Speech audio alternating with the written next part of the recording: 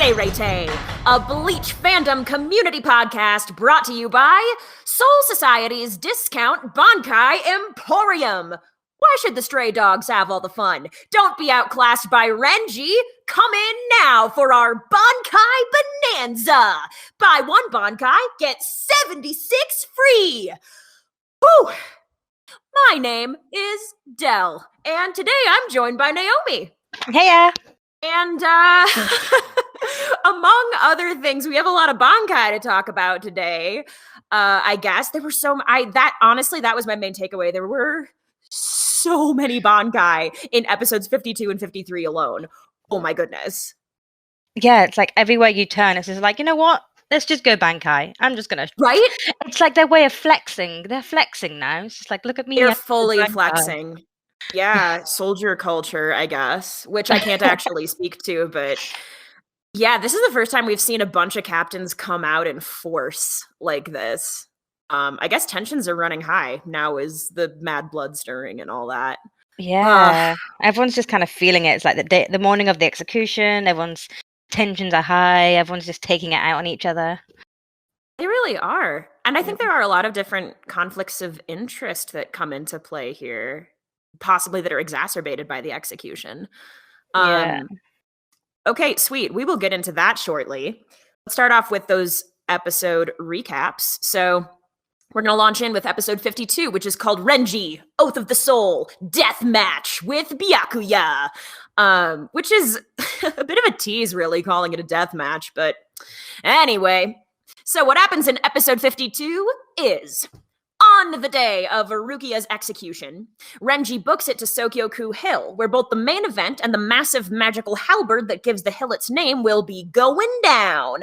On his way, however, he's intercepted by none other than Byakuya, and it takes almost no time at all for Captain and Lieutenant to clash swords. Renji decides to use his shiny, or should I say fluffy, new Bankai in combat for the first time, but this red-headed rebel is still too green to take on Byakuya, who soon also goes Bankai and slices Renji to pieces. In a rare show of what Byakuya probably considers kindness, however, Byakuya does congratulate Renji, saying that Renji's fang, so to speak, reached the classy-ass moon that is Byakuya after all. Meanwhile, Gin swings by to wish Rukia the opposite of good luck on her execution, and also Ichigo is still chilling with Yoruichi, trying to find his own Bankai. Just, by the way. By the way, yeah. It's so tangential. It was. Which leads us straight into episode 53, Gin Ichimaru's Temptation, Resolution Shattered, in which we learn that Gin is a dick. And not just a little... and not just a little, little one. Grade A massive dick. By suggesting to Rukia... Sorry. No, it's fine. What did you say? Sorry. I said that's why they call him a snake. Ignore me. Yeah. God, ignore me. Yeah.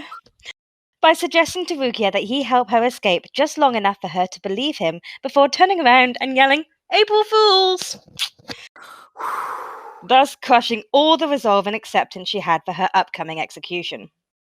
Meanwhile, we get a look at Tosen's Bankai, we get a look at Komamura's Bankai, and in a fight between them and Kenpachi, the captains turn up to Sokyoku Hill in advance of the execution, and Ichigo is still training and quickly running out of time. Yeah. Oh, man. Oh, gosh. Before we get too far into it, I do just want to say that watching the scene, this is totally an episode 53 thing, not a 52 thing, but watching the scene where Gin shatters Rukia's resolve in that way, I watched that scene in a way that I'd never watched that scene before, and I am so curious about elements of Gin's motivation there, and I am dropping right now that I want to come back to that in a spoiler episode stat, because... Yes. Yeah, because there's... Oh my God, he's so sneaky. Okay, so... Oh, sorry, go ahead. No, I was just going to carry on by going, where was he going? Because it was a one-way street, but... Oh, I think he intended to... He came there with the express purpose of speaking to her, I think. I don't think he was going there. I think that's where he was going. Yeah, and then he just continued walking as if he was going towards the cell, and I was like, there's no one in there, dude. You're just going to have to turn around and walk back embarrassingly. Maybe he just wanted to get out of the sun. Yeah. Yeah, he's a bit pale, isn't he? Bless him. Sunburn. Yes. Yeah, I mean, probably. Yeah. Okay, cool. So this could be incorrect because, full disclosure, it's been a super busy time in my life, and I haven't watched the episodes between the last podcast episode I was on and this one. I listened to the podcast, but I haven't gone back and watched those episodes of Bleach. Is this the first time we get Ichiri no Hana as the opening? Yes, we got new music. Oh my god! Yeah. Okay, great, because I freaking love that song. I don't have much to say about it, but it opened when I was watching the episodes, and I was full stoked because it's just very good. Yeah. When I was watching last podcast's episodes, I continued on to this week's just so I could hear the opening. I listened to that song just on my own as a song I like to listen to often. Yeah. So, I mean, frankly, what a lovely little homecoming after I was off of the podcast for a couple of weeks to turn on Bleach and just be like, oh, yeah, we're back, baby. So that was cool. Like I said, nothing to say about it. I just like that song and it made me excited, so I wanted to address it. Yeah. Yeah. Okay, cool. I guess I'm going to go into this saying that while this episode opens with Ichigo still doing his shenanigans with 78 million old man Zengetsus and Yoruichi looking over him, and he's trying to figure out his Bankai, and he kind of just spends so I guess what I'm getting at is these next two episodes are really not about Ichigo, at all. No, but they don't fail to show us Ichigo just to say, hey, don't forget about me, I'm the protagonist, I'm still here. Exactly. Slaving away. Which I wasn't bothered by. Yeah. Actually. Yeah. It's fine. He's cute. He's doing the good work. He is. It's adding tension because you don't know if he's going to make it all the time. We don't know if he's going to make it. Because Luki is there. In theory, I suppose. The way that all narrative structure works means he's going to at least. And frankly speaking, it is difficult for me to imagine because we've seen Ichigo hand Renji's ass to him before, and Renji got there. And also Ichigo managed to work with Ganju to build up the ball of spiritual pressure he needed to back in Gekai. It's always close with Ichigo, but he always gets there. So far, we haven't seen him not get there. Yeah. Yeah, he's definitely the guy that hands in the essay for half his grade at 1 minute to midnight. But then the professor's like, ugh, I've graded all of the other essays and now I'm grading yours, so whatever, Kurosaki, here's your A-. It's very that. Yeah. Great. So Ichigo is currently looking at a C+ at best with Yoruichi, and eventually he's going to pull something out of his ass. Odds are at this point. I don't know. Maybe it's because I've watched Bleach before or because Ichigo's had so much success in the past, but watching him struggle with this, it made me more curious about when rather than if that makes sense. Yeah. Yeah. Great. So that's Ichigo. We may not talk about him again over the course of the episode because at the moment he's just kind of doing the one thing. So we have in this episode what I would consider one of the most iconic fights in this first arc, which is Renji versus Byakuya. So the first thing that I noticed was the moment when Byakuya tries to go Shikai for the first time, which he tries to do pretty quickly as soon as he's down on the ground with Renji there. Do you remember the moment on the bridge when Yoruichi stopped Byakuya's sword from breaking apart into a bunch of little blades? Yeah. So Renji, I think, does... So I guess what I'm getting at is we might have an opportunity to learn some more about how Byakuya's possibly just Shikai, but it could be his Bankai too, operate, because I think he's about to go Shikai, and then Renji stops that with his sword in a way that struck me as very similar to the way that Yoruichi did on the bridge. So I think physical pressure or perhaps conflicting spiritual pressure can stop Byakuya's sword from scattering, which was something I had not noticed before. Yeah. Do you think Yoruichi taught Renji that, as they were in the same place? That's kind of what I'm getting at. Yeah. I mean, yeah. I think because Yoruichi is clearly very adept at manipulating spiritual pressure in a lot of different ways. And, I never thought about it before, but if Renji has been training under, direct attack Squad 11 people and then Byakuya for the majority of his career. And then he gets Yoruichi's perspective in the secret training area. It wouldn't surprise me if he came into this fight with actually more techniques under his belt than we have names for. Yeah. Right? And it just goes to show you can teach an old dog new tricks. Oh my goodness. Yeah. Oh, that made my heart be like, my heart just physically jolted with like love for Renji at that. That was beautiful. Yeah. Renji love. I mean, come on, Yeah. Renji's like a soul king in this. Like Renji, I think, was after Uryu was my first favorite character. Mm-hmm. And I've really liked Renji for a while, actually.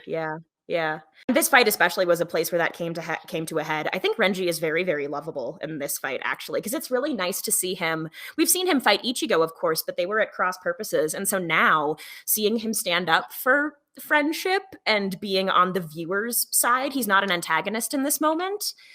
It just makes him all the more lovable. It does. And he's really got you don't really see it a lot in some, like, with side characters.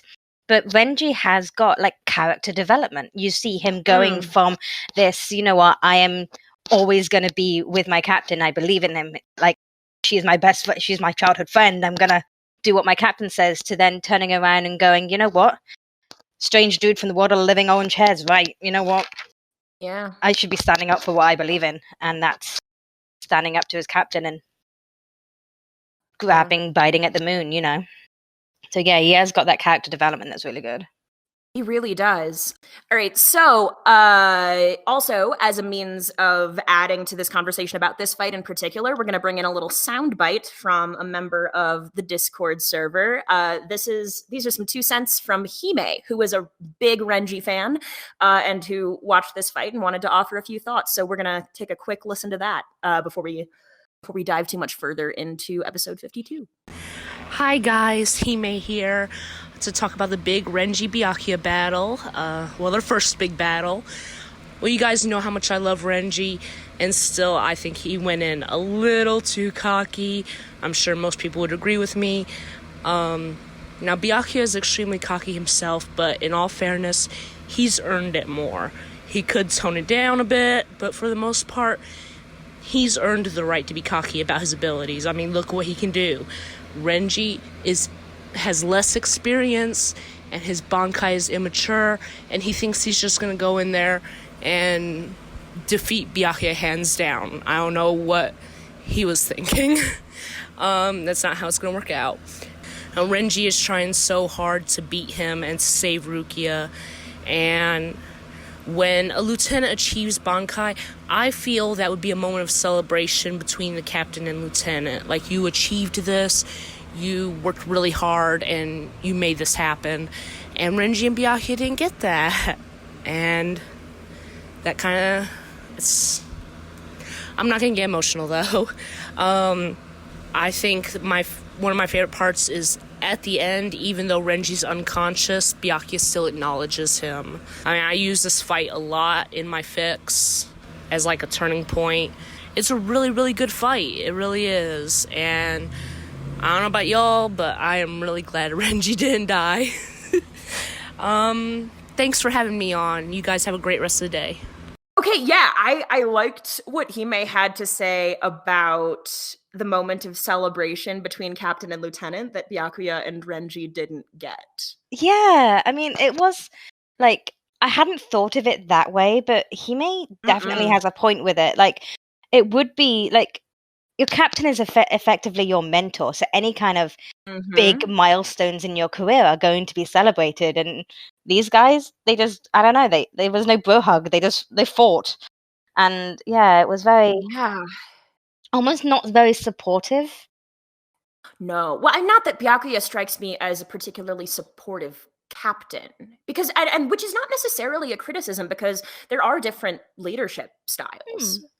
Like, not necessarily that it comes from the same place, but the little bits that we've seen of Soifon, for example, like, she's kind of cool and distant in a way that is not dissimilar. I wonder what not even her lieutenant's experience, but just I wonder whether Squad 2 feels supported by Soifone in the same way that, say, that Rukia feels supported by Ukitake, or I'm trying to think of a non-Squad 13 example, or the way that Squad 5 feels supported by Aizen, frankly, also. Yeah. I feel like Aizen would sit down and have like a little party and a tea party and celebrate the Bankais. Oh, Whereas yes. you would get something like maybe Kenpachi, who instead of would say congratulations and now fight me as a way But to like test it. The thing that's funny about that, because I had this thought when I was listening to Hime's commentary. So we haven't even seen Yachiru draw a sword, I don't think. So that's its own thing. Yeah. Ikaku doesn't seem keen on demonstrating his powers for his captain. I don't think, right? Right, and Yumichika's hiding his. Oh my god, we are going to talk about that in a bit too. Right? Oh my god, right. So I mean, I love Yumichika anyway, but I think that fight tells us a lot about Shuhei and tells us a lot about Yumichika. Yeah, actually, and there's more to say later because, of course, that fight hasn't reached a conclusion yet. But no. So anyway, getting back to the first fight at hand, which is Byakuya versus Renji, I agree with Hime that both of them came in with some attitude. I think that is true. Yeah, he was very much on that high. As Hime said, he was very cocky. And he didn't really have his place to be that cocky, but he was running high with the determination and the resolve of what he wanted to do. And that made him, that's why he went in cocky, I think, as well. Because I feel like he probably didn't have a choice. And I think in this situation, Renji was willing to risk it all. Mm-hmm. So, yes, I suppose there's a level of cockiness, but there's also a level of I'm going to go balls to the wall because if I die fighting for something, this is something worth dying for. Yeah. Mm-hmm. I think I'm sure he knew that was a possibility. Yeah. He must have. And then Byakuya, his overconfidence just comes, I imagine, from a place of he is so seldom one-upped by anybody. Like, you saw that look in his eyes, I'm sure, when Yoruichi stopped his sword from scattering on the bridge, partly because it was like, holy shit, it's Yoruichi, but then also, I mean, because that was a surprise. That was a massive surprise to him. But then also, oh, someone stopped me. Like every time anyone pulls the rug out from under Byakuya's feet in any way, he's always like, oh, what? Like he feels that he's so untouchable. Mm-hmm. There was a look of like he did look a little bit impressed with Renji. It lasted for like a second, and then he turned it around, and he was impressed in the most insulting way possible, I think. Oh my god. Yeah. Can we talk about actually articulating that the difference between you and somebody else is class? What?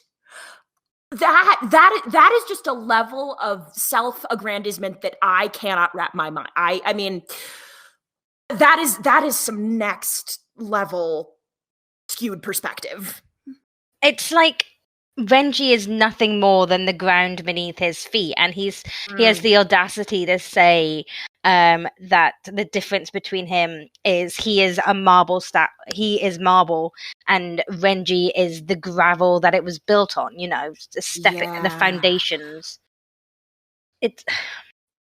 Which is wild because without, like, not to take this metaphor too far, but without a solid foundation, the statue doesn't have anything to stand on, actually. If Byakuya didn't have a squad to lead, he wouldn't be a squad leader.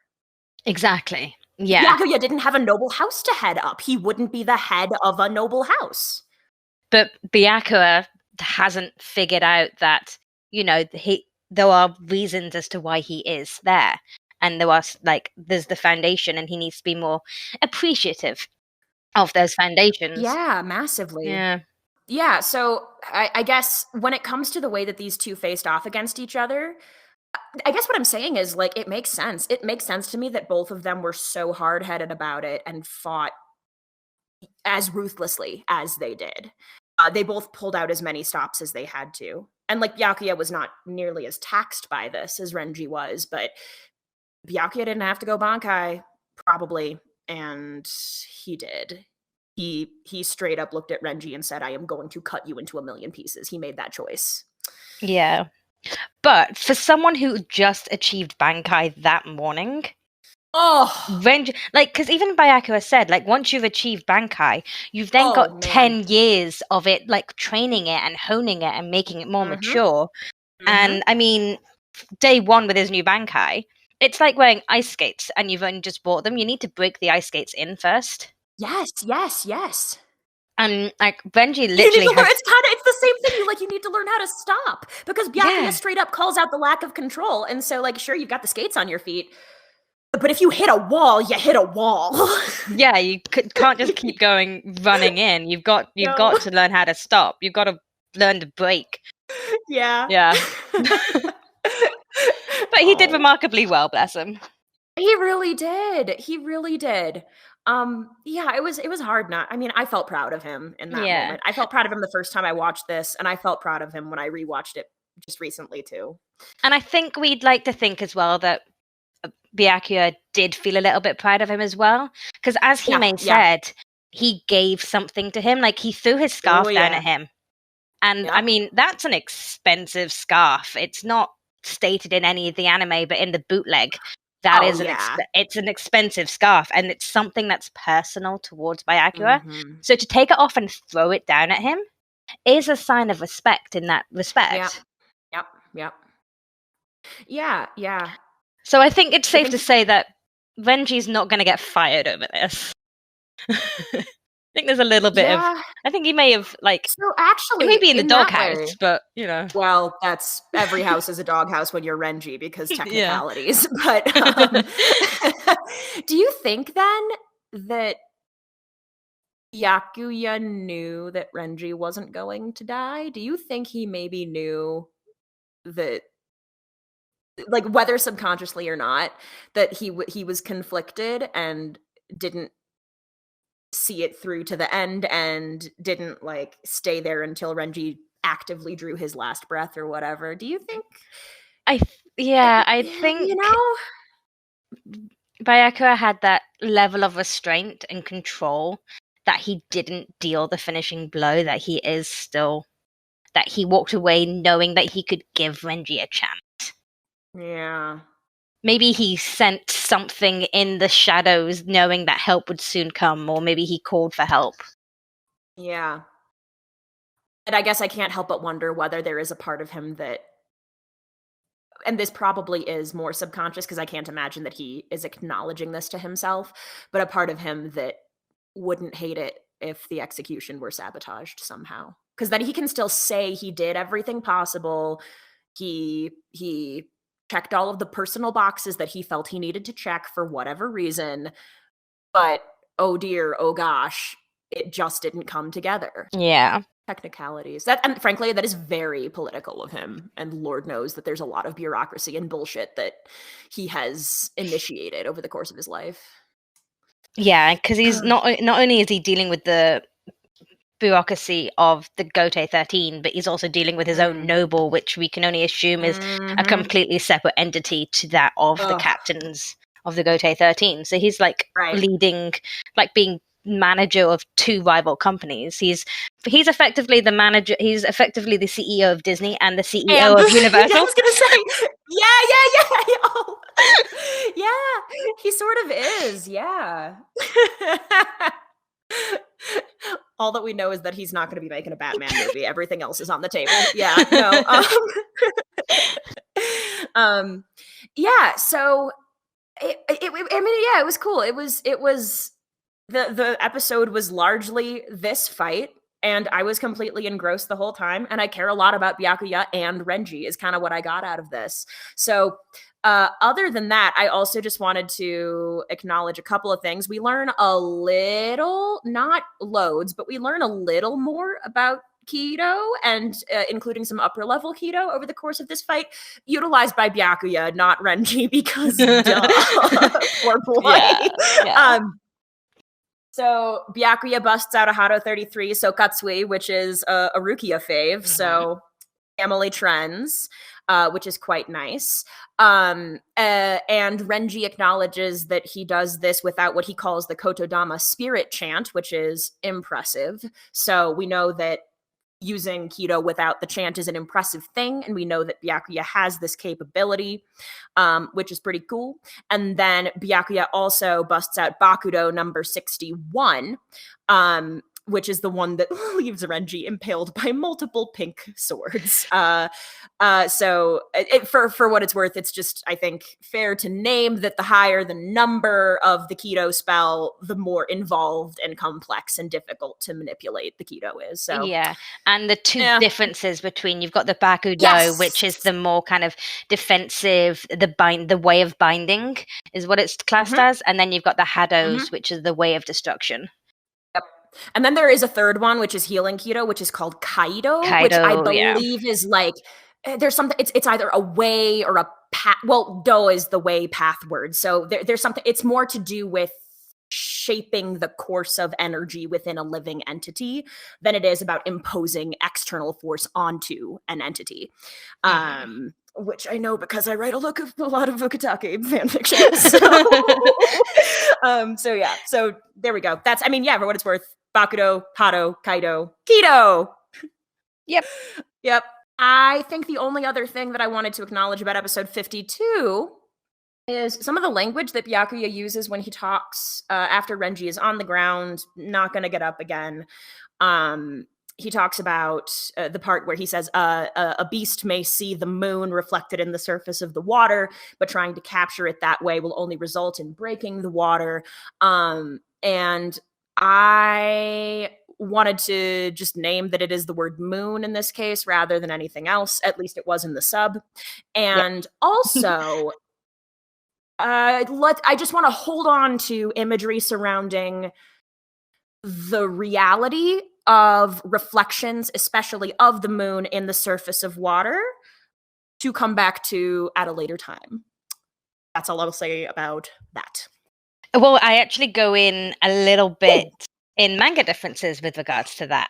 That's perfect. Go ahead. Yeah. So for manga differences, any cutaway to Ichigo, filler.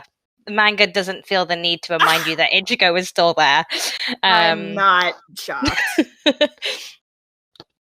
So the whole, as you were saying, with the whole reflection of the moon, the manga actually refers to it by the name of the story, a traditional story, which is called Monkey and the Moon. Ooh, okay. And I had started typing it into Google, and then I didn't finish typing it into Google. So it's here. It is, it's basically artwork. This one refers to it as Monkey Reaching for the Moon's Reflection. And it is a work of art, a hanging scroll by Toki Tobun. And it basically depicts a monkey leaning down to reach for the moon in a pool of water. And the image derives from a Buddhist story in which 500 monkeys hold on to each other's tail and attempt to seize the reflections of a moon in a well. They fail when the branch from which they are hanging breaks. The monkeys stand for unenlightened people who cannot distinguish between reality and illusion. Oh, geez, okay, yep. There are things about that I still want a table for later. But yes, definitely. Oh, buddy. So yeah, the manga directly references that story, and whereas the anime just kind of glosses over it with the whole, you are like a monkey and none of this star nonsense that we had back in episode 32. Yeah. That was very interesting to me to just see that difference. And again, definitely something that we will come back to in a later episode. Stay tuned. Yeah, truly. Okay, I think that's all I wanted to hit for episode 52. So do you have any more anime and manga differences? Yeah, just a couple. There's obviously the manga's got a lot more blood. Oh, sure. There's this whole scene where, at the end when Renji goes to stab him, but his Zanpakuto is disintegrated. Yeah. In the manga, the guard of the hilt disintegrators as well, leaving him with just the handle. And then he grabs onto Byakuya's scarf and bloodies the scarf. Oh my god. Which is then the scarf that Byakuya takes off and throws at him. Oh wow. So there's that kind of... I like that. I wish they'd kept that. That's right? Cool. It's kind of like a reaching out to him. Yeah, like he's finally grasped the moon because he's actually grabbing a hold of him. So this symbolism is there. Throws into doubt, which like this is so gross, but I like that it maybe throws into doubt whether Byakuya is like, here's my scarf because I respect you, or whether it's because it's like, oh, you've sullied my nice thing. Here you go, you horrible person. Yeah, you keep it now. It's yours. I don't want your... Yeah. You break it, you buy it. Exactly, yeah. So definitely there does play into that, whereas the anime looks as though it's a sign of respect. Interesting. But other than that, yeah, that was just the manga differences. Oh, and then there's the whole the different colors. The anime has given everybody different colors for their bankais. You can see that Senpon Zakura is pink and everything, whereas the manga, the manga, everybody just gets white. Byakuya is white. In the anime, in the manga even. So yeah. It is nice that they've kind of colored it. Oh my gosh. I can't not associate pink with Byakuya. That's wild. Even though in the server they're red. Well, it's kind of pink. Okay, but the colors in the server are a little wonky to begin with anyway. Because y'all claimed red, which means that Squad 13 can't be, whatever. It's fine. We make our own rules in the Seireitei Discord server. Come find out what they are. Oh my. If you're okay with Squad 13 being light blue, then come join the Seireitei Discord server. And if you don't like 13, that light blue, 5 is a lovely purple lilac color. Which is also, I believe, not the color of Squad 5. No, it's not. We should have had the blue. It's like a tealy kind of color, but they chose that for 10 because of his eyes. Yeah. For God's sake. Okay, well, sorry, laughing. Yeah, fine. So it's Toshiro stands. It's your fault, is what we're getting at, I guess. Yep. Yep. Good work, team. Okay. Wow. Yeah. Are we set to move on to 53 at this point? Do you think? Yeah, just a shout out to the Renji wannabe with the tats. Rikichi! Oh! Wait, that might be. I might have put that for my Who Wore It Best. Oh, shame. I actually didn't. Same. No, I didn't. I have another one, but that was a close second. He's really sweet, and like also, it just goes to show that no matter who you are and no matter how you feel about yourself, you could be making a massive difference without even knowing it. Yeah, like Renji started off as a stray dog from the Rukon, and now he's got people looking up to him in such a way that they would permanently mark their face with similar tattoos to him. Listen, that's a theme in Bleach. I look up to you so much, let me get a face tattoo. We have multiple examples of that. That might be a bit spoilerish, but yeah.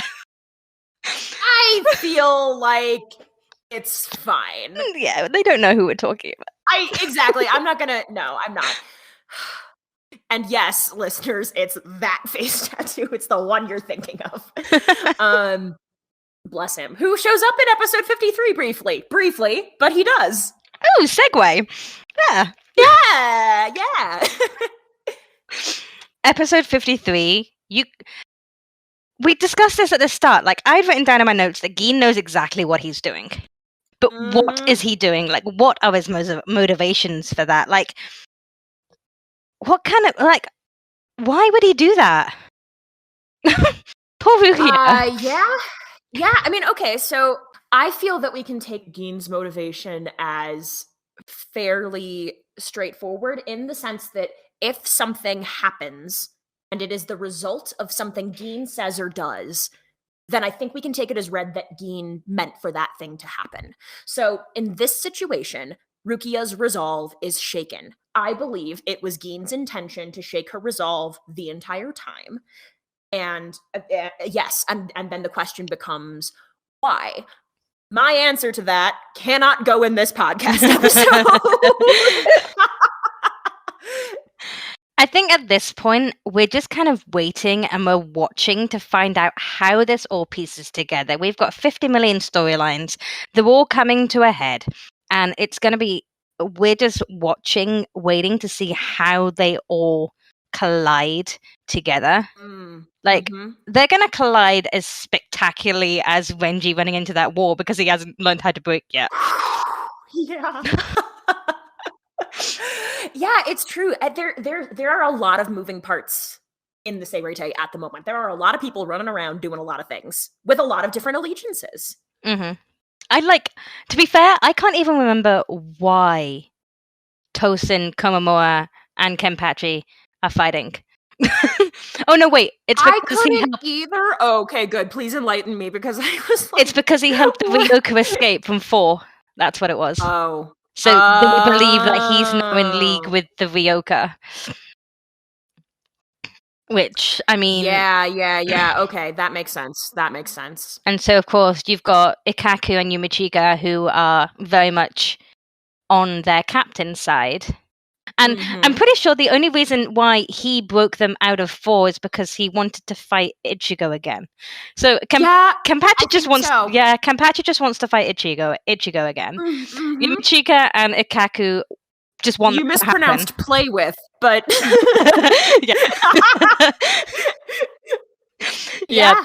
yeah. And so yes, I also think for the most part, I could be wrong about this, and I may amend this assertion later. But I think for the most part, when characters speak about their motivations in Bleach, they are almost always being honest. So I think when Tosin expresses, for example, that he's interested in stopping Kenpachi in the name of peace and in the name of justice, and because he's got his particular qualms with this system, I think Tosin is being honest. And I think similarly, when Kenpachi is expressing his own motivations, he too is being honest. And so we've seen this before in Bleach. This is an example of 2 people who, I mean, say what you will about Kenpachi being bloodthirsty. I don't know that Kenpachi is seeking like all-out war for the sake of the destruction of the world. I don't think he's a bad guy. I think he's a chaotic motherfucker, but I don't think he's like a bad dude. And so you have Kenpachi pursuing his own thing, and you have Tosin pursuing his own thing, and then you have Komamura, who it's revealed is a friend with a couple reveals about Komamura this episode, but we'll circle back around to also that. But Komamura being Tosin's friend and being like, hey man, you're fighting in the way of peace? Well, actually, let me step in here. And then, even when Komamura says, I'm not as nice as Tosin, I believe that Komamura believes that about himself. Never mind what we've seen about like his interactions with Iba or what have you. I think people are being as honest as they know how to be with each other in these moments of high tension. Exactly. Yeah, they're very much opening up to people. Like, everyone's revealing something about them. Like, we've had that big reveal about Komamura, and I'm pretty sure that we're learning this reveal as a watcher, as a reader, at the same time as probably everyone else in the Seireitei is learning this as well. Yeah. Excepting I would say that Tosin could be a possible, and Iba could be an exception to that as well. I don't remember, but Tosin could be an exception too, because Tosin doesn't rely on eyesight. Yeah, I thought that moment was really cool, actually, too. The moment when Kenny and Komamura and Tosin were all kind of coming down from that potential 3-person conflict. There really was something about 3 people who are unusual in their own ways. Kenny, because he's one of the only captains, if not the only captain, who has come into this position having killed a former captain, and certainly the only captain who has achieved a position like this without being able to call the name of his sword. Yeah. And then Komamura, who like is that is who he is and has the head of an animal, which is unusual. And Tozen, who is a disabled character. And I mean, for what it's worth, he is also a character of color in a way that other people in the Seireitei are not, but I don't know what his experience with that has been. The series doesn't go into that very much, I don't think. But so all of these people who have like different experiences navigating the world coming together and at some point kind of being like, what matters isn't external presentation anyway. All of them agree with that for different reasons, even if they are in conflict at the moment. Yeah, they've all been very accepting and like inclusive in a way. I mean, yeah, okay, they're all fighting against each other, but they're not fighting. They have different priorities. Exactly. Yeah, they're not fighting because of the way someone looks or the way someone sounds like. They're fighting because they all have different not priorities, beliefs. Like ideologies, yeah. Yeah, ideologies, that's the word. They all believing in something that's different. Like Kenny just wants to fight. Kenny just wants to have fun. Tosen's there for justice, and Komomo's there for loyalty. Yeah. It made me like all of them more. I guess I've never really spent too much time thinking about Kenpachi. I've spent some time thinking about Komomora, actually, and Tozen in a very tangential way, but seeing them all voice their ideologies and like in a very quick way, because there was a lot of jumping around in this episode, so dwelling on it would not have been helpful for the narrative structure. So hearing them express themselves quickly and accurately and just like have that moment and then move on because we've got other things to do storytelling wise, I was like, damn, y'all. Like, and they're all captains. Like, how cool that. I mean, the Gotei 13 is deeply imperfect, but the fact that Yamamoto approved the captaincy of all three of these very different people, that's pretty cool. Yeah. And speaking of captaincy, I love how we got that little tidbit of information of how you become a captain. Yes! The three different ways you can become a captain. So, like, I should say, Kenpachi became captain because he defeated the previous captain of that squad with an audience of over 200 members. Mm-hmm. And then you've got the normal way, which is to go through a captain's proficiency exam in front of 3 captains, including the head captain. And then the final way, which is the remaining 7 captains recommending and approving off on it. So it's like, it's nice to get those little tidbits of the inner workings of the Gotei 13, like those little details of how it happens. Yep. And the prerequisites for it. It was good. Yeah, it really was.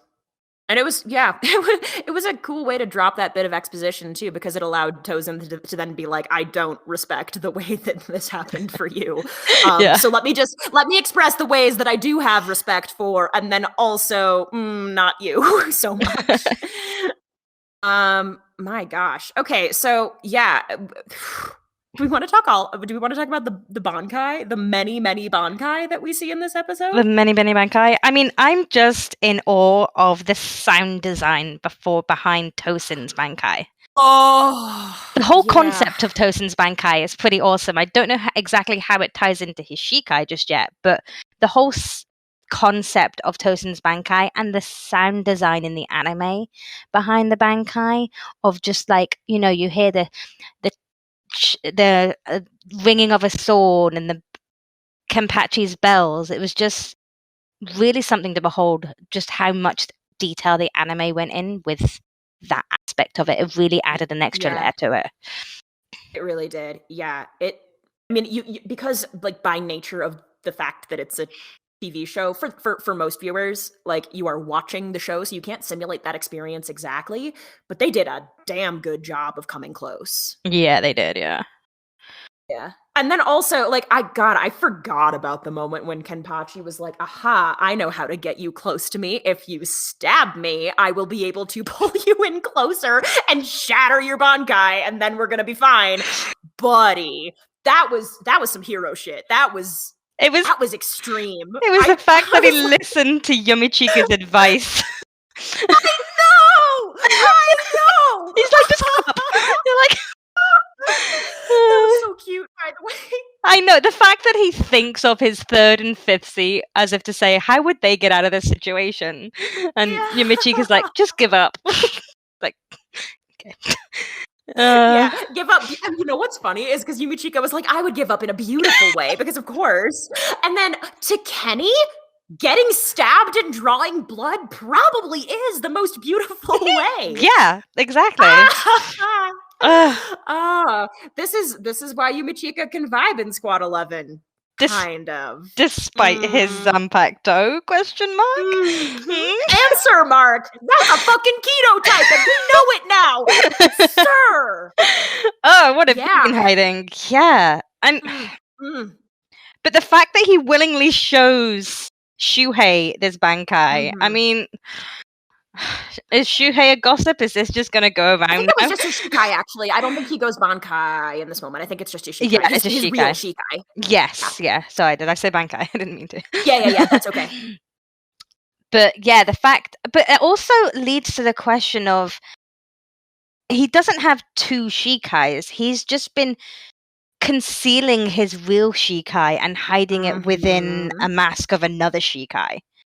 Like, and that, wonder if that means that, you know, his first Shikai, the one that we saw when he was fighting Ganju, maybe isn't as strong as this new Shikai because that's its full potential. Yeah. And there's a lot that I find really fascinating with Yumichika when it comes to things like aesthetic and appearance and presentation. So it reminds me in a way that I imagine he might relate to, of like, it's the difference between my face is beat and I am taking this picture with this filter and posting it publicly versus like, this is just my face. And the keto type Zanpakuto is just who he is, raw, unprepared, uncovered. And he doesn't want to show that to everybody because maybe there are flaws, but at the same time, it's that whole thing of invulnerability. There is often power, and Squad 11 ain't about vulnerability. So he finds himself, I'm sure, in a pretty tricky situation.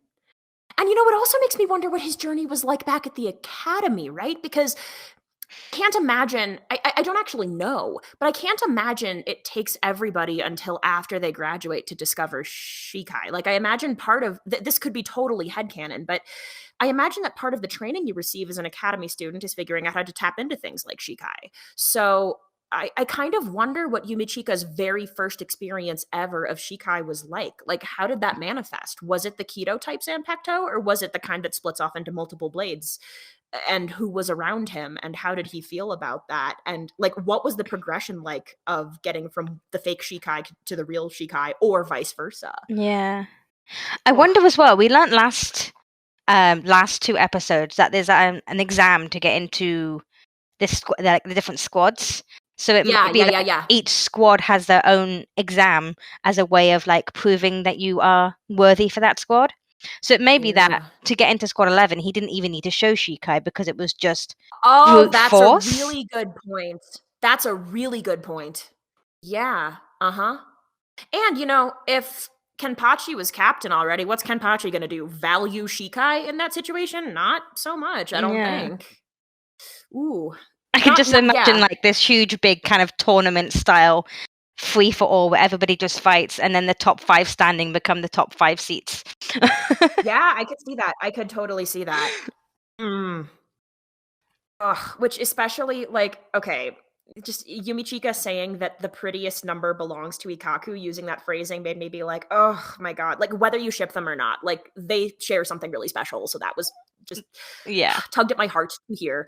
The fact that he doesn't like the number 4, and the number 4 in Japanese is considered an unlucky number because it is very similar, depending on how you pronounce it, to the word for death. I was like, I mean, sure, it's not like, and that's also, I'm sure, why Squad 4 is the healing squad, because it's like, oh, brush with death. The putting the Shin and Shinigami, whatever. But also, how vain can you get that you love a number? Well, Well, okay. Do you not have a favorite number though? Not really. No. Oh, okay. Mine's 31. Oh, okay. But never mind. Maybe that's just me. Like if someone says what's your favorite number to me, I tend to go for 13 because it's so regarded as unlucky, and I just want to be that rebel that goes, yeah, look at me. So but it's not really my favorite. Like, I don't have a favorite number. Oh. Yeah. Yeah, that's fine. Never mind that. Well, anyway. Okay, we also see Komamura's Bankai. Yes. Like, I like the progression of Komamura. Like, he starts off with a hand crashing down, punching as part of his Shikai, and then his Bankai turned into this huge, the rest of the hand that we saw from the Shikai. So there's that progression, and you can see that the Shikai and the Bankai connect in some way, and they follow on. It's obviously more stronger than the Shikai, which is really nice. And you can see that with what's his face? Byakuya. Yeah. And you can see like the progression. Oh, you would be so mad if you forgot his name. Oh my gosh. This petty bitch. Oh. I'd be like blacklisted from ever going near squad 6. Yeah. But you don't want that anyway. With all of the Bankais that we've seen, even Mayori's Bankai, you can see the progression. It's just Tosen's that I've not yet found the progression of that Bankai, from shooting swords. That, so I say that 10 times fast. You have to now. I know. Shooting swords. There we go. To entrapping someone in a dome that nullifies the senses.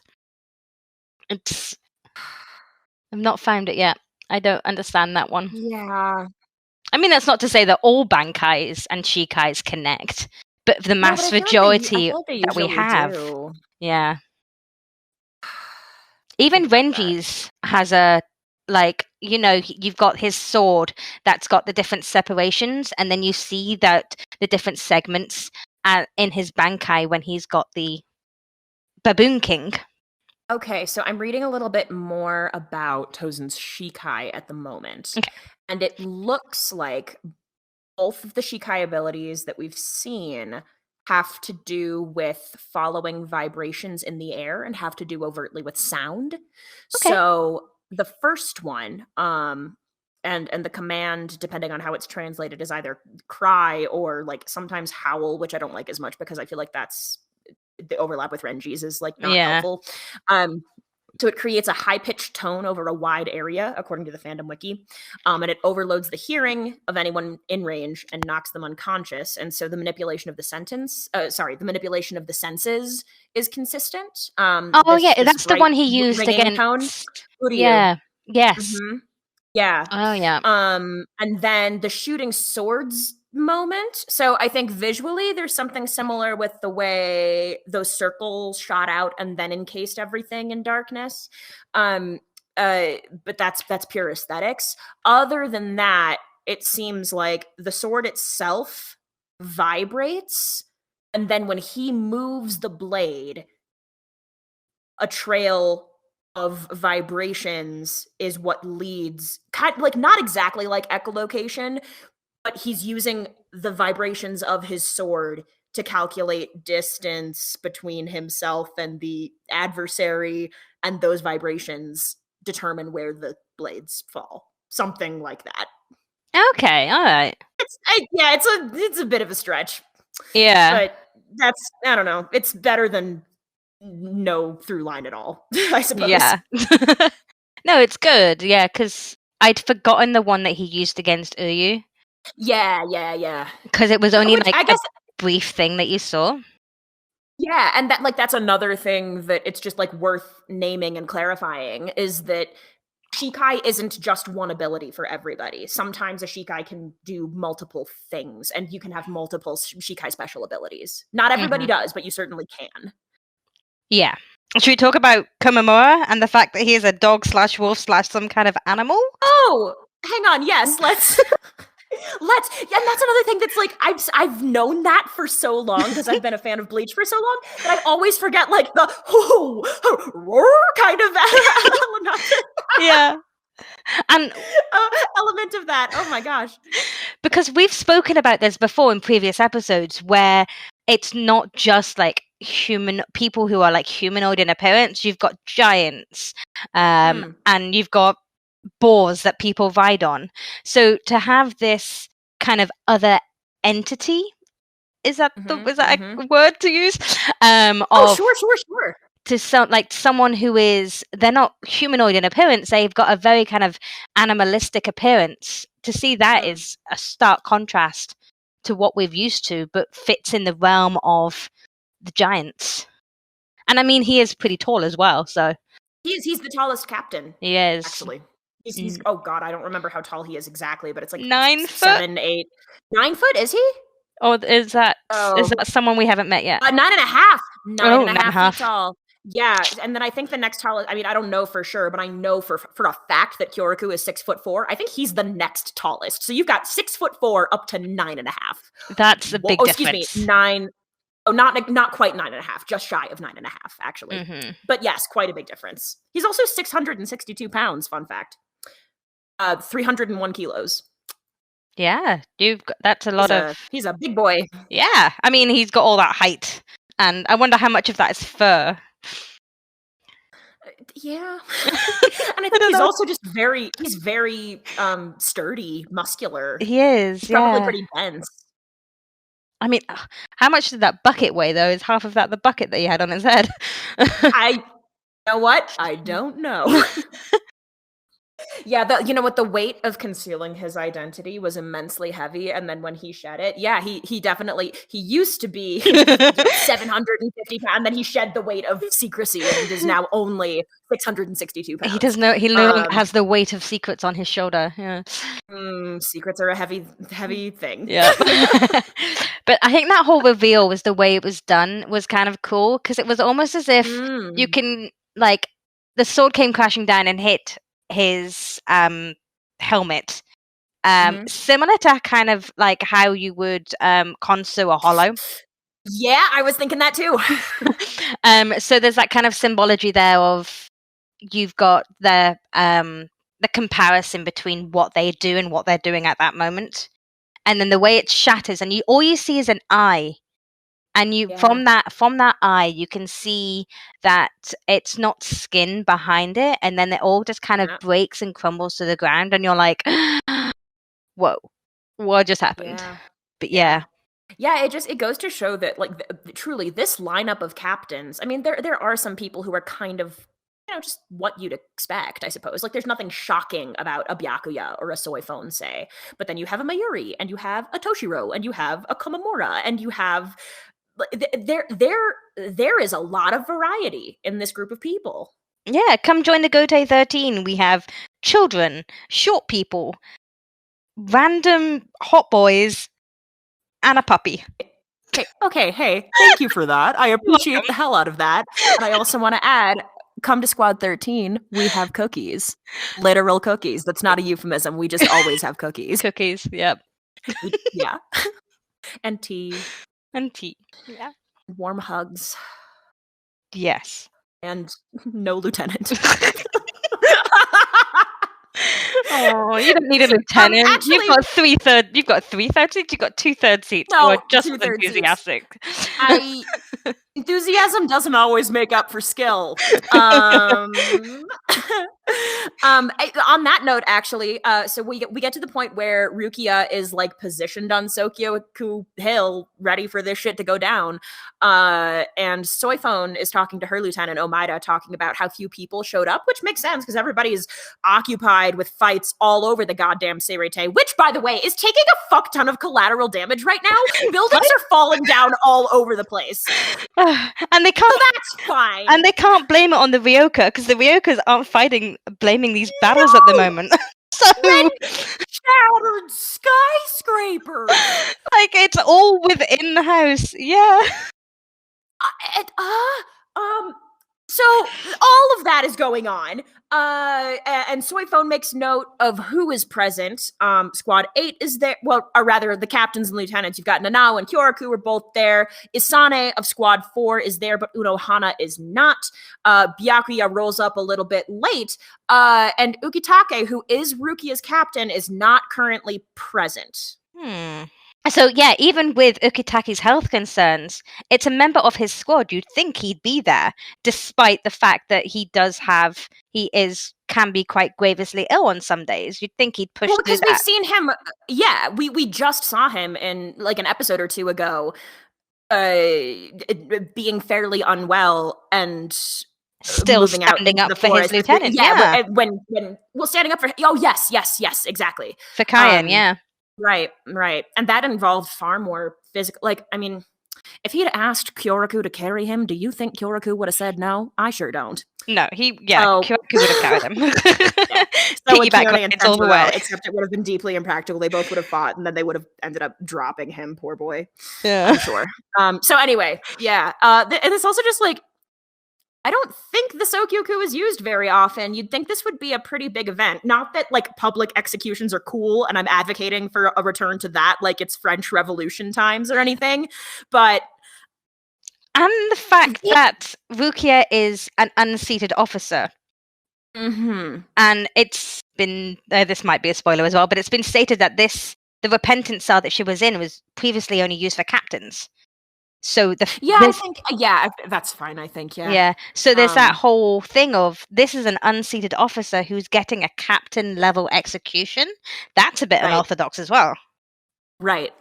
I just can't imagine if I were anybody, and I don't know whether there's like VIP access or some shit, but like if I were an unseated officer or just a random squad member and I knew this was going down, I at least would be curious. I would want to attend if I could. Yeah. I think it's a big deal. It seems like a big deal. Is there anything else you want to touch on from the anime, or do you feel good to go on to anime and manga differences? I can go into anime manga differences because there's something that links to what you've just said. Oh, okay. Yeah. So you mentioned all the captains that were at the hill, and you said that Asane was there for Squad 4. Was she not in the manga? No, Unohana was there in the manga. Unohana was at the hill. Unohana didn't heal Renji. Was it just Hanataro? It was just Hanataro. So there was there was this whole scene in the anime where Renji's blinking eyes open and you can see a shadowy figure walk away. And from the profile of it, you can tell kind of that it's Unohana.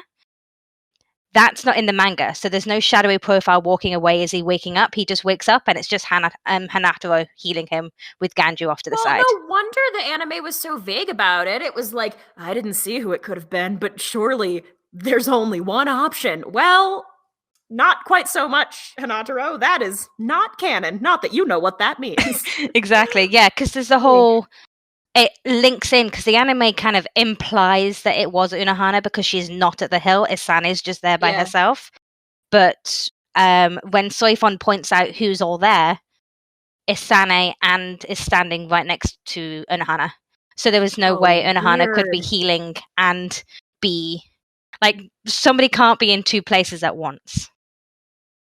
Yeah. Oh, weird. Mm-hmm. What a strange change. Yeah. Huh. And then the final thing, speaking on with Hanataro, is something really, I don't know if it's really random in the way that Hanataro says it. Because in the anime, Hanataro is trying not to get Renji worked up. He's like, don't worry, Ichigo will handle it. We have faith in Ichigo. Whereas in the manga, Hanataro is like, Renji, please go save Rukia. Please go save Rukia. He's physically healing Renji so Renji can go save Rukia. Oh, gosh. So there's a lot more pressure. Does Hanataro know that Ichigo is in a secret training area? Does Hanataro have any idea where Ichigo is? I don't think so, does he? I don't think so, no. Okay. So that actually makes sense to me then. Mm-hmm. Yeah, because who else can Hanataro rely on in this situation? Exactly. He's no idea where Ichigo is. He's worried that Ichigo might be dead, or I mean, he saw Which Ichigo. Reasonable concern, TBH. Like, he could be. Exactly. If Hinataro can't sense his spiritual pressure, like, oof. Exactly. And the last thing he saw Ichigo was that Ichigo had just been punched in the gut by Yoruichi and carted off somewhere. Oh, yeah! Oh, you're so right about that! So, oh, poor boy! oh, yeah, like, poor thing is thinking the worst of Ichigo while still trying to, like, figure out how to save someone he became really close to. So it's a case Bless of... his cotton tabby. Oh, my Yeah. God. So, yeah. Well, I guess we'll see how that plays out. oh, my God. And then the final difference is that Tosen's flashback had more. There was a lot more. Ooh, yeah. There was a lot more conversation between him and his friend on the hill and what they're fighting for.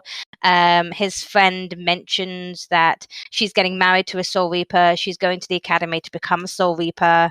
And then whereas in the anime, it's just kind of they're sitting on the hill, they're talking about the stars, and then the next thing you know, that friend is dead.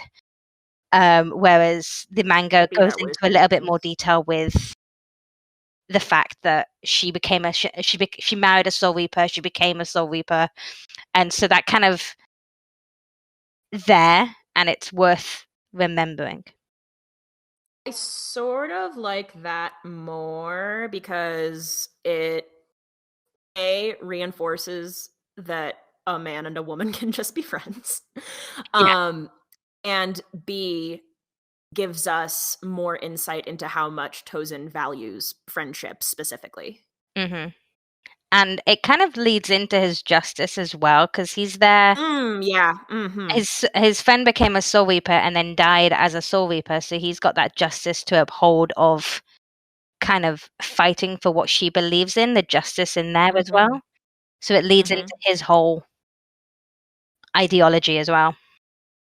And it also goes to show how some similar experiences can lead to different results, because if you think about the way that Ganju and Kukaku reacted to Kayan's death, I mean, the circumstances are different, of course. / I suppose we don't get too much insight into how Tosen's friend passed away. But either Kukaku or Ganju could have said, I'm going to take up my brother's mantle and fight for what he fought for, but they didn't do that. They went a really different road. Mm-hmm, definitely. But that is all I have for episode 53. Wowee. Yeah. Okay. Although, yeah. Yes. Sorry. Yes. No. This is beautiful. Can we just appreciate the fact that in the manga, you know how they have those emakis at the end? Yeah. This one is about Jinta and Kon in Ichigo's body, and they fight over Kon's lion body. As Yuzu gave it to Jinta, who has a crush on her, as a good luck charm.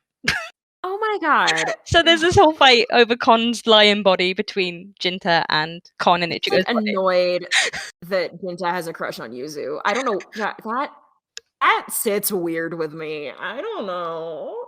I mean, they're the same age-ish. I think there's like, what they seem the same age. Yeah. I don't fucking trust that. Jinta could be 300. No, he couldn't be 300. No. He could be 100. I don't fucking know. You don't know. He's probably not. I don't know. Maybe it's because Yuzu seems like I mean, I know that she has a lot of mature qualities because she looks after that family. Yeah. So much. She does a lot. But at the same time, like, I'm like, oh my God, she doesn't need dating drama too. Ichigo's not there, so we need to protect Yuzu from... Oh, well, that's better. That's... From the roughness that is Jinta, who hits people with baseball bats. Yeah. He does. I wish Yuzu all the luck in the world, because Lord knows she needs it. Well, on that note, shall we delve into the Bankai? We shall.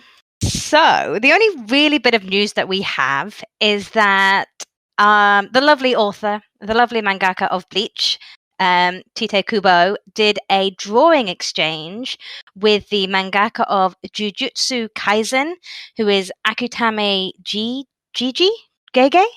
But it's the mangaka of Jujutsu Kaisen.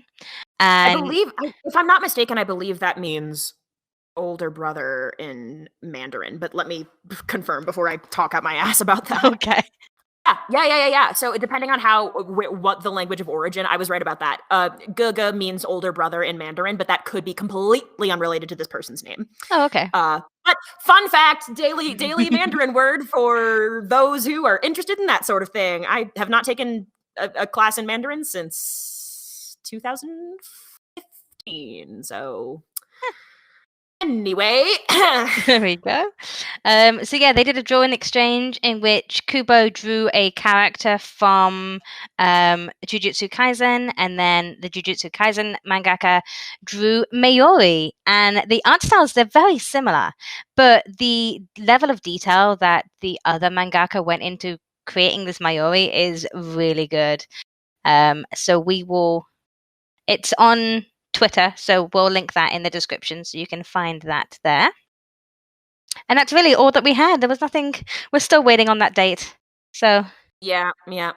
And we'll keep you posted. Of course, as we know more, you will also know more. Solid. So then, shall we move on to our Shinigami Cup Peroxide edition? I guess it's just the two. Yeah. So I don't know, complicating things. Who wore it best this week? We hit it a little bit already, but I wrote down Yumichika wearing the number 5 because of its beauty, and because of the way that he spoke about Ikaku wearing his number 3. So little bonus points to Ikaku there, but yeah. All of mine are very earnest this week. Oops. Whereas my who wore it best was your second choice, which is Rikichi and the eyebrows, but also the AV adapters he has in his hair. I don't know if you noticed that, but he's got like a red, white, and yellow AV adapters stuck in his hair, which was adorable. You should be in Squad 12, man. Right? Can he plug them in and amplify sound? Earphone jack was earphone jack. It's the ultimate My Hero Academia Bleach crossover. Woo! Yeah. Oh, very good. So for best ship this week, like I said, we're playing it earnest. I chose the partnership and friendship between Tozen and Komamura that we get to see a little of, with a special mention to the potential throuple that is Kenny and Komamura and Tozen, who all find themselves on a similar side of an ideology that doesn't have to do with caring about outward appearances as much as internal values. So good for them. Yep. Whereas my favorite ship is your who wore it best, and it was Yumi and the number 3. Yep. Perfect. They're clearly made for each other. They are. Bless him. But in order for him to get the number 3, then I don't know. We don't want that to happen. So he can stay as number. He's just going to be happy with number 5. Because I suppose so. Yeah. Because I don't see anywhere up. Yep. Oh my gosh! Actually, my double take comes back to Ikaku and Yumichika again. But it's a little comedic bit, sort of. So after the ending credits of episode 52, we get a little bit of information about it's one of those like super quick rapid fire. I think Kone's voice is involved. Oh no, wait, it's not Kone, it's Yachiru. I'm so silly. Talking about like the rules of Squad 11, one of which is like 1, you have to have a direct Zanpakuto weapon attack. 2, you have to die gloriously in battle. And then Yachiru pops in and is like, number 3, you have to obey the lieutenant. And Ikaku and Yumichika are like, what? No, we don't. Where did that rule come from? And then she calls them the shiny duo. And they straight up are like, hey, don't give us a duo nickname. And I was like, oh my God. Yachiru ships them. Yachiru ships them. Oh my gosh. They have a ship name even within Squad 11. And again, like whether you think that's romantic, platonic, like I think both make a lot of sense, and I mean that earnestly, even though I'm all here for queer representation. So yeah, take that as you will. I love them. I thought that was really funny, and I watched it twice. That's cute. Yeah. Yeah. Whereas my double take was the whole stars and moons, Renji howling.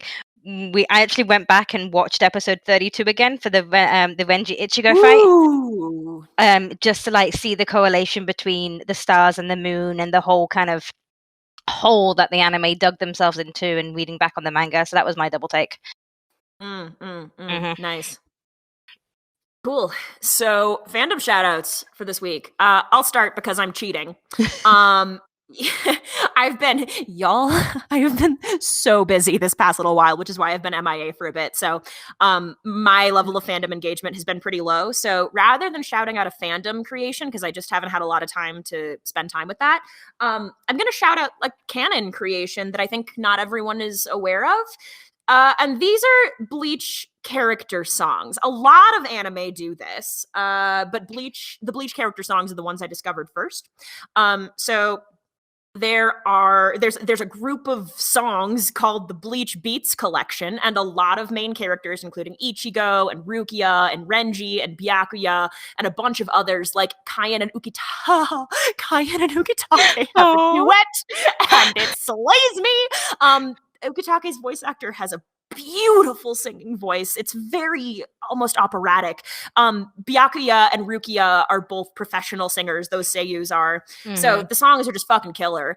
In particular, I'm going to recommend one called Sky, sung by Renji's voice actor, because A, this was a pretty cool Renji episode, and B, it is the most joyful, uplifting, we can do it kind of song ever. And I think technically it's considered a duet between Renji Ibarai and Zabimaru, which is fine. But it's Renji singing for the most part here. Eventually, some of the characters have duets with certain manifestations of their Zanpakuto, and those are sweet and cute. As you go down the YouTube rabbit hole, and I think YouTube is one of the only places where you can consistently find these songs, which is kind of a bummer. There are also covers of opening and closing theme songs. I was stoked as fuck about Ichirin no Hana today because one of my favorite covers is a duet between Momo's Seiyu and Aizen's Seiyu. Aizen's, oh my god, his voice is so deep and so evocative. And the duet that they do together is, it's cool. I like that they gave Ichirin no Hana to Aizen and Momo. I think it's pretty cool. And then the other one that I want to name, and it's not just because I think he's a hot boy, legit, Yes. is, yeah, I know. Life is a boat. Life is like a boat between Mayuri and Nemu. Yes. They both have his, oh my god. Like, you get to a point where like some of the seiyus have incredible voices. Gin, not so much. There's a character who shall remain nameless that Naomi and I both really like, who it's like, oh, you tried. This character also is given a song where he has to use a boku first person pronoun, which is so fucking weird to hear, but whatever, buddy. Yep, we'll talk about him so much later. Yeah. Anyway, some of them are stunning. Rukia's cover of the song Change. Yes. Oh my god. Romy Park's singing voice is actually really, really beautiful. There's a song that Toshiro does called Shine, which I think is technically a duet with Yorimaru, whatever that means in this case, because I think Romy Park is the only one singing. I'm going to shut up now because you should just go listen to the songs mostly on YouTube. Literally fall down this rabbit hole. I don't even think it's particularly spoilery because unless you speak Japanese, really. So dig around. If you feel like you're getting into spoiler territory, then just go on to another song because mostly it's just people talking about their motivations, and Byakuya and Rukia have a duet. Like, there's just so much good shit. So I implore you, listen to the Bleach character songs, listen to the Bleach Breathless collection, which is what some of them are called, and listen to the opening and closing covers. They will never not bring me joy. Komamura has one. Oh my god. Kenny has one. Kenny does Tonight, which is just so, so fun. Okay, I'm actually done now. That's my shout out. Not exactly fandom, but definitely for the fans. So please God, go and enjoy that lovely content. Yep. Whereas mine takes us to Twitter. And this is actually a new Twitter account. They only started up this Twitter account, I want to say last week, or unless my Twitter's gone American, in which it was last month. But, you know, but it's fairly recent. It's called BleachScans Daily. And basically, they made this account to share the 3,500 Bleach scans they've spent the last 12 years collecting. And it's all official Bleach scans. And so they've just been kind of working their way through the different calendars. I picked this one specifically because of you, Dal. just because of the pictures of Kuraku and Ukitake there. But this is from the official 2013 Bleach anime calendar. And they've just... Oh. And these are all official scans. They've got official Kubo artwork that they've collected. And that I know this piece of art. Yes. Oh, yeah. Oh, my gosh. Yeah, so if you just want your Twitter feed filled with official scans, then definitely check out BleachScans Daily, which is at BleachScans. And you'll just be greeted with them. They came across me because they also have like loads of daily, if you have a favorite character, so you can have like daily Ukitake or daily Ishida into your Twitter feed. So this came around because I want both of those things. I'm gonna follow Daily Mayuri. Oh my god! Yeah, follow everything. Go follow the dailies and definitely go follow this guy. As I say, they've only been there a week. So yeah. Check them out. Sweet. That was a great share. This is super cool. Thanks, Naomi. You're welcome. Yeah. Well, we've covered a lot of ground. We have. And for only two of us, I'm pretty sure we've run over. We went into this being like, do we think we can handle it? Yeah, I think so. I think we're gonna be. Yeah, and Lethan, you're not here to keep us focused. That's the problem. And of course, big shout out to Hime from the server, one of the people from Squad 6 on the server. So big shout out to them for giving us that signed bite and giving us their thoughts on the Byakuya Renji fight. It was really nice to hear from. Yeah, and that's what we're about. Cool. We are a community podcast. So hearing the voices from the community coming in, even if it is just like a soundbite like that, really enhances what we're here to achieve. Really good. That's always welcome. So if you're a member of the server or if you're just a listener and you want to get involved in a similar way, feel free to either pop into the server, which of course will be in the show notes, or you can find us as, Twitter, Instagram, whatever. We'll do the proper shout out. But we've got DMs, yo. If you want to get involved, let us know. Mm-hmm. That actually takes us pretty well into our little sign-off moment here. So, yeah, thank you, you wonderful souls, because that's the end of another episode. If you like what you heard, and as I said, want to get involved, you can find us by searching for TheSeireitei on Tumblr, Instagram, and Facebook, and TheSeireitei on Twitter. Each of these platforms will link you to our fantastically deadly Discord family, where you can chat with us about the show, read fan fiction, take part in creative challenges, and talk anything and everything Bleach. Now, Ichigo and Rukia might reap souls, but we are hoping to reap some 5-star reviews, or 5 moon reviews, if you will, because sometimes those words are interchangeable, I guess. Anyway, that's where you come in. Make like our favorite orange-haired protector, and Ichi go to iTunes to rate us and review us and make us feel like #1. And to those of you listening on YouTube, don't forget to be like Chad and give us that good thumbs up. We really appreciate it.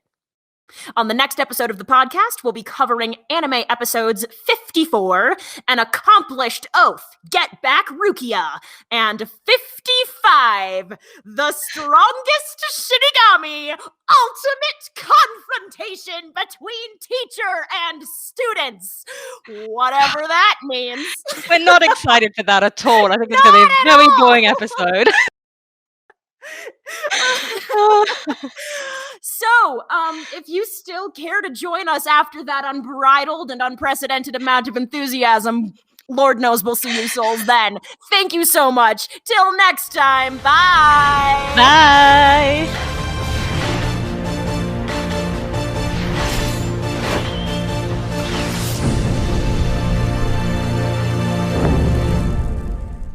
We love you, Lethan. Yep, okay. We do. She'll get that because we were discussing in the admin. There was my because you said that, and then my instinct was to go, "We love your wee Scottish ass."